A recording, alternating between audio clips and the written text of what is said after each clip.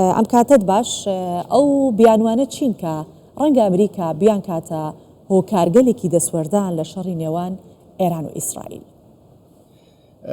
سڵاو لە بینەرانتان، من مەلا ئەحمەدم بەر لە هەموو شتێک.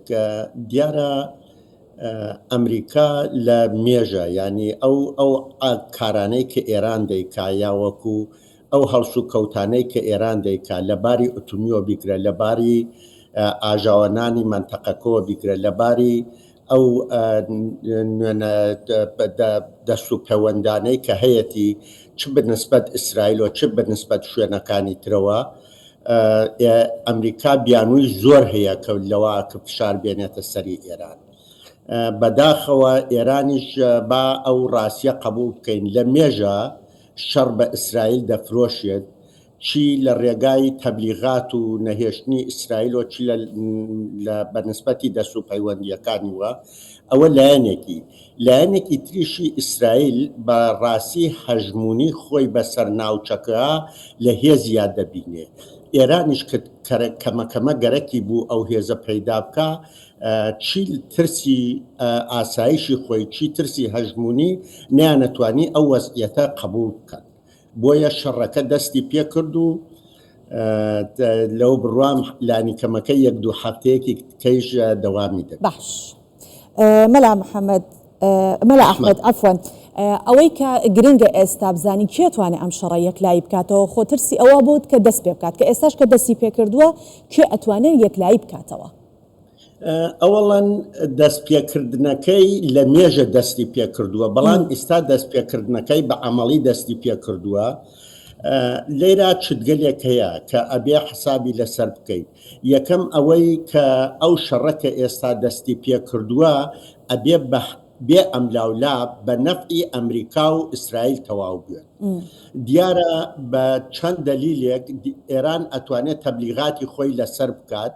یەکەم وەی موشکێکی ئێران بەرابەری 10 موشک چون ئێران لەباری پانایی عەرزۆ گەورەترە، لەباری جەمعیەتی شۆ زۆرترە، بۆیە وەختێ موشکێکی ئێران بدا لە ئیسرائیل تەئسیراتی زۆرترە تاوەکو 100 موشکی ئیسرائیل بدا لە ئێران.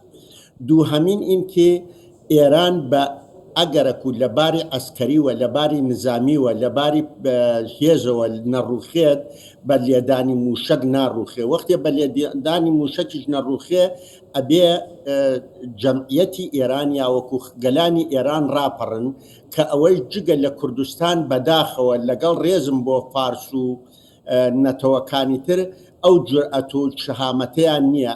ئەبینین ئەگەر لە کوردستان لەسەر ژیلاژین ئازادی هەموو کوردستان هەڵپەڕی، بەڵام شارێکی وەکو تاران 20 ملیۆن لە شارەکە ڕائەکا، بەڵام جورئەتی قسەکردنیان نییە.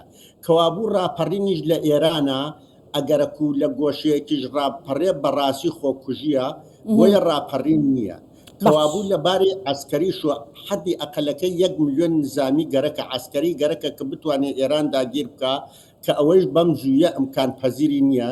لە نەتیجەدا مەجبور ئەکەون بە لێدانی ئێران ئەوەندە لە ئێرانە دەن کە ئێران زەعیف بێ، حازر بێ کە دەست لە مەسەلەی ئۆتۆمیەکەی هەڵگرێ. ئەوەی کە 20 ساڵە خەڵکی پێ تەحریم کردووە و خەڵکی پێ برسی کردووە، بە ڕۆژێک بێژێ بەڵێ قوربان من حازرم ئەوە مەسئلەی نیوکلیرەکەم یا مەسئلەی جا ئێران ئەمە کات بەڕێزپاڵانی 100% مەجبور ئەکەوێ. ئەوەی من عەرزم کردن ئەوەی ئەگەر نەیکا یا ئەبێ بڕوات یا ئەبێ ئەوەی ئەوان گەرەکیانە ئەوە بکا کە ئەیکات. بۆیە ئەمریکا گەرەکی نییە شەڕەکە گەورە بێت، ئەو داوایە لێ ئەکا ئەگەر نەیکات حکوومەت دەڕوخی. یعنی ئێران ئەتوانێت خۆی لەگەڵ ئەو فشارانە بگونجێنێکە ڕەنگە لە دانوستانەکانی داهاتوو ئەمریکا فشاری بخاتە سەر بۆ دانیشتن لەسەر مێزی دانوستان. هەر ئێستا ئێران حازرەدا بنیشێت، نەک ئەوەی دیارە برێ وەخت شعاردن قسەکردن شتێکی ترە، واقعیەتی مەیدانیش شتێکی ترە. ئێستا ئێران لە مەیدانە حازرە هەموو شتێک قبول بکە بە شەرتێک گواز شەڕەکە دوای بێت. باشە، ئەی هاوپەیمانەکانی ئەمریکا لە ڕۆژهەڵاتی ناوەڕاست تا چەند ئەتوانن و چۆنیش ئەتوانن کاریگەریان لەسەر هەڵوێستی ئەمریکا لەسەر ململانەکانی ئێران و ئیسرائیل هەبێ؟ مەبەستمەوە ئێران ئەمریکا بەڕاستە و خۆ دەچێتە ناو ئەم شەڕەوە یاخود دەتوانێت کاری لەسەر بکرێت؟ ئەمریکا زمانێک بەڕاستە و خۆ ئەڕاتە نێوی ئەو شەڕەوە کە ئیسرائیل بەرەو شکست بچێت. ئێستا ئەمریکا احتیاجی بەوە نییە، لە عینی حاڵیشا ئەمریکا ڕاستەوخۆ تیا بووە لەبەر ئەوەی ئەگەر لە بیرمان بێ بەر لەوەی بدەن لە ئێران سەفارەتەکانی ئێران، کارمەندەکانی ئەمریکا، سەفارەتەکانی ئەمریکا و زۆربەی ئەوانەی کە ئەمریکای بوون لە تەواوی لە شەرق الئەوسەد یا خاوەرمیانە یا وەکو ڕۆژهەڵاتی نێوەڕاست هەمویان گەڕاندنەوە. بۆیە ئەمریکا ڕسمەن لە ناویا بووە. دوای وەش ئەو هەموو ئەتڵاعاتە کە بە ئیسرائیل ئەدرێ، چ لەباری چەپوچۆڵە، چ لەباری ماهوارەوە، هەر هەمووی ئەمریکا پێی دەدا. یعنی ئەمریکا ناتوانێت نا هەژمونی ئیسرائیل لە بین بچێت، نا نێوبانگی خۆشی لە ڕۆژهەڵاتی نێوەڕاستا کەس بکە، چون ئەگەرەک و بێت و ئێران ئەو چتانە قبول نەکا، ئیدی ئەمریکا ئەو هێزووینەی نامێنێت، ئەو ناوبانگ و تەسیراتەی بەسەر ڕۆژهەڵاتی ناوەڕاستا نامێنێ، تەسیراتی ئێران زیاترە بێتاوەکو ئەو. باش بەڕێز پاڵانی، من کەمێکی تر هەواڵێکم هەیە تایبەت بۆی کە 20 وڵاتی ئیسلامی سەرکۆنەی ئەم هێرشانە ئەکەن و هەروەها ئەمێت لەو ڕوانگەوە بڵێم ئەو 20 وڵاتە بێگومان وڵاتانی کەنداویشی تایە، ئەمێ بڵێم تێوەگلانی ئەمریکا لە ململانێت چۆن کاریگەری لەسەر پەیوەندەکانی لەگەڵ دەوڵەتانی عەرەبی و بەتایبەت کەنداو هەیە کە بۆ خۆتان دەزانن چەنێ بەرژەوەندی بازرگانی لە نێوان ئەمریکا و وڵاتانی کەنداو هەیە. من گەرەکمە ئەوە عرض بکەم، ئەمریکا چ لە باری تکنۆلۆژیەوە، چ لە باری سەنعەتەوە، چ لە باری ئابووریەوە، چ لە باری نظامیەوە، سەربازیەوە، هەر لایەنێکی ئەیگریتە نەزەر هێزێکە کە ئەوان احتیاجیان بە ئەمریکا هەیە، مەگەر ئەو هەموو وڵاتە ئیسلامیە بۆ غەزەی شەر ئەو داوایانە نەکرد، چی تەسیراتێکی بوو؟ دوایەوەش ئەو نەوعە مەحکومکردنە یا پشتیوانیکردنە لە ئێران تەنیا پشتیوانیکردنێکی دەمەکیە بینی ئێران و عەرەبستانی سعودی، بینی ئێران و بەحرین، بینی ئێران و مسر، بینی ئێران و ئوردن. ئەو خۆشە نییە کە من و تۆ ئەیگرینە نەزەر، ئەوە تەنیا قسەیەکە، وە قسە کابرا ئەڵێ قسەیەکە و دای بەد ئاوە. ئەوانە هیچ تەسیرێکی نییە، هیچ ئەسەرێکیشی نییە، نە بەنسبەتی ئەمریکا نە بەنسبەتی ئیسرائیلەوە. باش مەلا ئەحمەد، بابینە سەر ڕەحەندە سەربازیەکەی ئەم دۆخەی کە هاتۆتە ئاراوە. سروشتی و پشگیریە سەربازیە چییە کە ئەمریکا ئەتوانێ لە ئەگەری ڕوودانی شەڕێک پێشکەشی ئیسرائیلی بکە؟ ئەوەڵەن هەموو چەپوچۆڵێک کە ئیسرائیل هەیەتی ئەمریکایە. دووهەمینیش وەختێکانە ئەوەڵەن ئەمریکا باش بۆ خۆی ئەزانێ کە ئیسرائیل لە مینا دەستی بانتری هەیە تاوەکو ئێران، بەڵام ئەگەرەک و چتەکە قوڵتر بوو، ئەو مۆقع هەر ئێستا ئەمریکا کەشتی جەنگیەکانی کەشتی شەڕەکانی ناردووە بووە بەرەو ئەینێرێ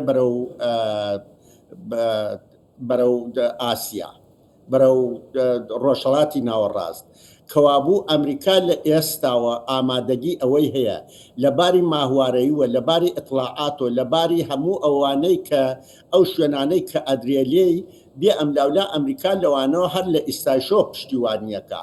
ئەبینی موشەکەکان کە ئێران ئەینێرێ بۆ ئیسرائیل بە فەرانسەوە، بە ئینگلیسوە، بە ئاڵمانەوە، بە ئەمریکاوە هەمویان لێی ئەخەنە خوارەوە. کەوابوو پشتیوانی ئەوان بۆ ئیسرائیل، ئیسرائیل ینی ئەوان ژیانی ئیسرائیل. باش مەلا ئەحمەد، ئێستا هەواڵێکی بەپەلە هەبوو تایبەت بەوەی کە ترامپ گەڕایەوە بۆ واشنگتن و ئەوێ لە کۆشکی سپیکۆ ببێتەوە، بەڵام ئەڵێ من ناگەڕێمەوە بۆ ئەوەی کە شەڕ بوەستێنم، یعنی مەبەست ئەوەیە کە درێژەدان ئەدرێ بۆ شەڕ و گەڕانەوەش بۆ دانانی کورسی دانوستان نییە. جا لە ئەگەری دەستێوەردانی ڕاستەوە خۆی ئەمریکا ئەگەرە چاوەڕوانکراوەکانی ئێران بەرامبەر ئەمریکا چیە بێت؟ ئەگەرەک و ئەمریکا ڕاستەوخۆ دەست بخاتە نێو ئەو شەڕۆ بۆ ماوەیەکی کورت ئێران ئەتوانێت برێک موشک بەرە وڵاتەکانی تر بنێرێت، بەڵام لە ڕاستیدا ئێران بەری تۆژمی چەک و چۆڵی ئەمریکا ناگرێت بە هیچ شێوەیەک. دوای ئەوە بێ ئەملاولا ئەگەر ئەمریکا دەستێوەردان بکە بۆ ڕووخانی ئەو ڕژیمە دەیکا، بۆ گۆڕینی ئەو ڕژیمە دەیکا یعنی تاوەکو ئێستاش نیازی ڕوخانی ئەو ڕژێمە نییە تەنیا نیازی لاوازکردنی هەیە ئەمریکا تا ئێستا ئەلبەتە نیاز جودایە یەلی عەمەڵا جودایە ئەمریکا و ئیسرائیل هەر هەمویان هیوایان وابوو بەو لێدانە گەلانی ئێران ڕاپەڕێت بەڵام وەک ڕاستی گەلانی ئێران جگە لە کوردەکانی لێ دەربکەی باقیەکەی زۆربەی گەلانی ئێران زۆربەیان تورک و فارسن کە ئەو دوانە بە کولی ڕێزمەوە چ لەمە و پێش و چ لە ئێستاشدا نە هێزێکی دموکراتیک و نە پلانێکی یەکگرتوویان هەیە نە لەبەر ئەوەی هەمیشە حتا حیزب و ڕێکخراوە دەرەکیەکانیشیان بە ناو دموکراتن بەڵام لە دەرەوەیشۆ هەر ئەو سەرڕۆیی ئەوانیان هەیە سەرڕۆیی شاو جمهوری ئیسلامیان هەیە بۆیە خەڵکی ئەو وڵاتە بە گشتی بەداخەوە بە شێوەیەک مردووە لە قسەیە زیرەکن لەوانەیە لە خوێندنا زیرەک بن لە عیلما زیرەک بن بەڵام وەختی ئەڕواتە داواکردنی حەق و مافی خۆیان وەختی ئەڕواتە باری کەسایەتی و ژیانیان وەختی ئەڕواتە باری ئابووری و ئیسراحەت و ئەمنیەتیان بەداخەوە ئەو شەهامەتەیان نییە کە بتوانن لە خۆیان دفاع بکەن. بەڵێ ئێمە سپاس دەکەین میوانمان لە کەنەداوە مەلا ئەحمەد پاڵانی چالاکوان لە ویلایەتی ئەلبەرتای کەنەدا لەگەڵ کوردستان 24 بوویت سپاس.